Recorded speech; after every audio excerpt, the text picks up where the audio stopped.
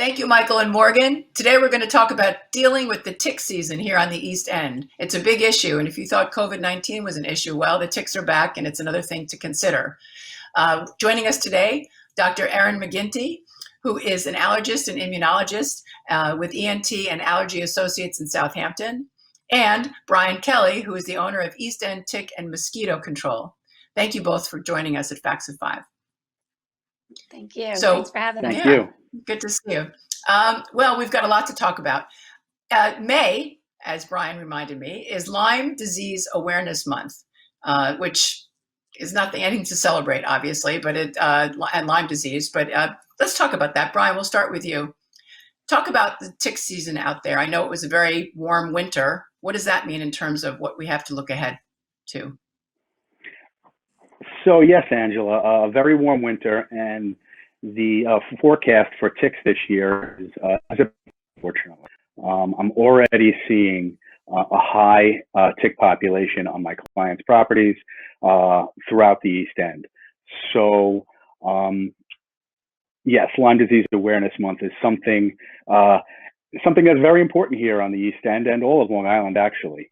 The ticks this time of the year are very small, very hard to see, and many people who get bitten by ticks don't even know that they were bitten. So Lyme Disease Awareness Month and the month of May kind of go hand in hand, because that's when your nymph deer ticks are out. And those are the ticks. Let's talk about the kind of ticks, because I mean, Dr. McGintee has great experience and is an expert in the alpha-gal allergy, which is the Lone Star tick, which I want to talk about next. But in terms of the most prominent ticks that we see out there, what is the biggest issue now, and the most to be feared, I would say?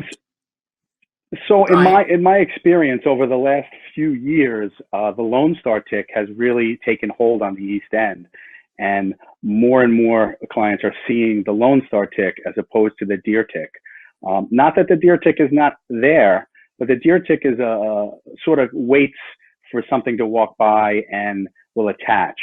The Lone Star tick, on the other hand, is a bit more aggressive and will actually come looking for you. So we find them out in the middle of the lawn, on your lawn chairs, by the pool, places like that on your property, where the deer tick is really just in the edges of the woodlands and in the mulch and in the leaves, areas where people don't go as often. Well, let's talk to Dr. McGintee about this Lone Star tick. I had not heard of until a friend told me that she had this red meat allergy due to a tick bite. I thought that was so bizarre, but it is not so bizarre. It's actually very common, and we would almost say, would we say an epidemic? So used to using these words now, pandemic, epidemic, but talk about the alpha-gal. It sounds so cool, but it's not. The alpha-gal allergy, which I understand is due to the Lone Star tick bite. What are we seeing? Sure. What happens? I mean, I would say certainly not a pandemic, but I've been calling it a local epidemic for quite a few years now. I've been taking care of this allergy for over 10 years now, and I have upwards of 500 plus patients with this allergy, and I'm seeing new patients every day.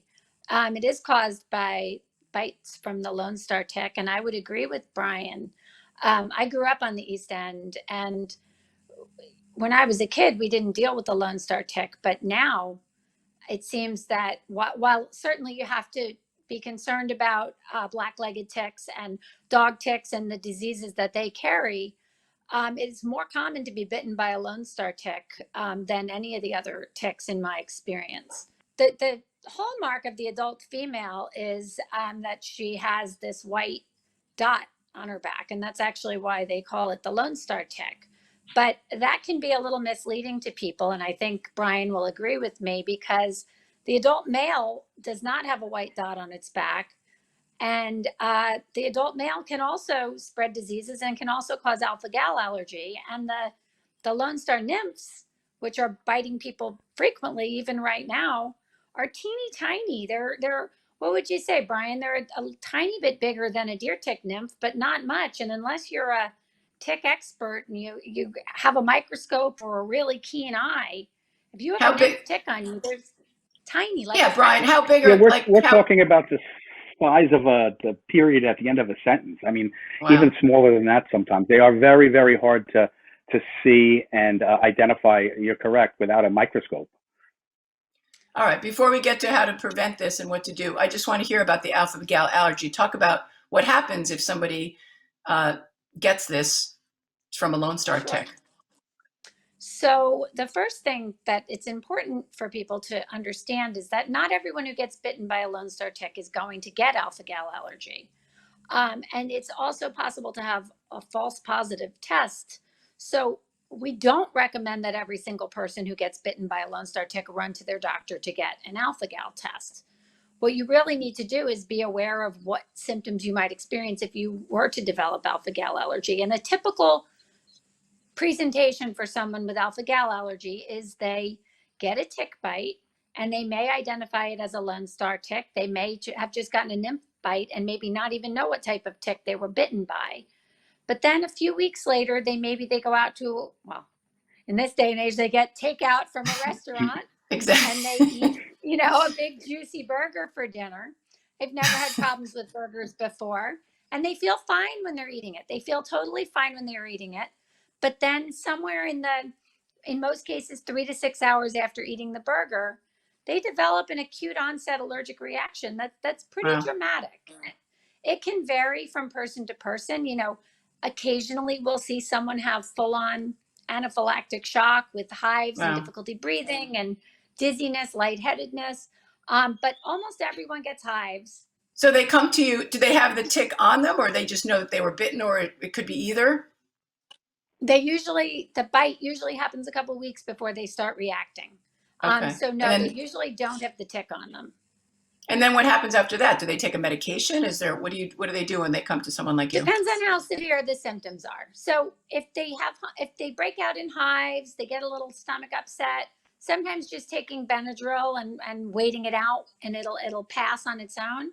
But if symptoms are very severe, if they're having difficulty breathing, if they're having dizziness, like they're going to faint, if the hives are really, really bad, there have been times when patients have needed to call the ambulance, or if they have a known case of alpha-gal allergy, they have an epinephrine injector at their house, and they'd be advised to inject themselves the same way somebody would if they had a peanut allergy. And now nobody wants to run to an ER if you don't have to, right? Exactly. And I was thinking, how Lyme disease also mimics some of the COVID-19 symptoms. You can have chills, you can have a high fever, not that these are all across the board, the symptoms. Brian, let's talk about what you do. I know you've done a lot of research. You've been in the business a long time. You've dealt with a lot of properties. What do you tell people in terms of preparing themselves and maybe their properties for ticks, for the tick season as we're right in it now? What are some of the tips that you can give people? So just a few quick tips on a daily basis that I use with my family is using a tick repellent when you're going outdoors and checking for ticks on a daily basis. So it's really important to check all the different creases on your body, your armpits, behind your ears, behind your knees, even your crotch area. It's these ticks find the littlest spots and they go undetected very often. It seems that most people who get sick don't even know they were bitten, I find that very often. They didn't even know they were bitten by a tick, which is interesting. So preparing your property, getting all the leaves up, doing a spring cleanup nice and early, keeping your property neat and clean as best as possible, letting the sunlight come in, trimming your trees. Ticks are very temperature sensitive, so the more sunlight on the property, you are less apt to have a tick problem. And really just knowing your environment. Listen, ticks are found everywhere, not just in your backyard. But also sprains. That's the other part. I don't want to have, if I have a young child, I have a small dog. How do you do that responsibly? And do you do that even?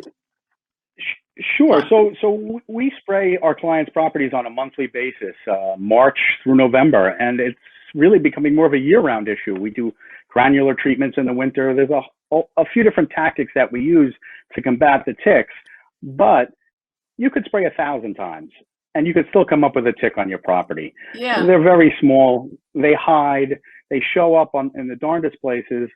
So just being aware of all those things and taking all the precautions, you can't stop your life. You love to garden, get out in the garden and do the things you like to do. Just wear your boots and spray your clothes and protect yourself with a tick repellent, and check yourself. And really, you should be good if you take all those precautions. Brian sprays my property, and we've Yeah. been doing it for the Thank you. past couple of years. And I agree, it's not the only solution, but I can tell you it has helped. We didn't used to spray, and we see far fewer ticks each year from getting our property sprayed. And I have a small dog, and I have children.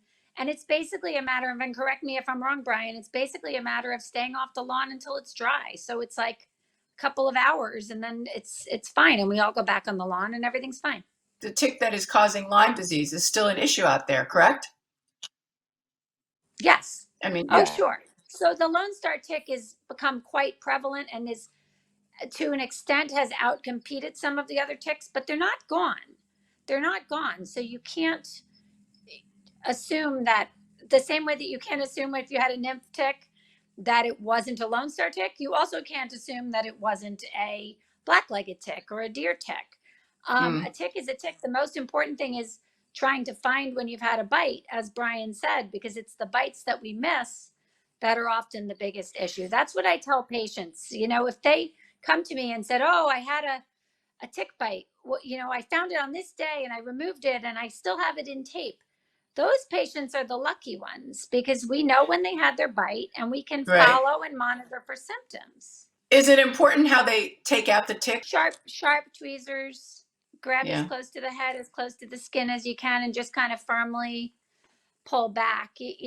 Getting the tick off is the most important thing. But if you're burning, if you're doing things that are going to irritate the tick more, there's some risk that they could regurgitate more of their saliva into the bite site. My gosh. And you try to get the head out.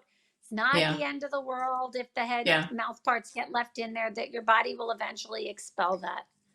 So get checked, keep your property clean, be as aware as possible. And quickly, with the little time we have, Brian, I know that you have other pest control and things going on there. I mean, we have to worry about killer hornets now. I mean, there's so much to think about this summer, honestly. But in terms of mosquitoes, I mean, I always think of mosquitoes carrying disease too. When I see a mosquito, I flip out even more. I mean, do you have a lot of calls for mosquito issues, and what kind of, do you see diseases? I mean, tell me, Brian, what is that like, the mosquito colonies out there? So we have quite a few calls for mosquitoes throughout the summertime. And what I like to tell people is mosquitoes fly, and they're very hard to control, especially on a single family property. We can spray and it will repel them for a wedding or a party or a special event, maybe for the night or for the weekend, but there's no magic spray that's going to keep mosquitoes off your property. Cutting back on your watering makes a big difference, things like that. But there's really no magic bullet. Sorry, I was just thinking all these creatures and bugs are part of nature and there for some reason. And so I guess we learn to live with them and take our precautions. Is there anything else you guys want to add?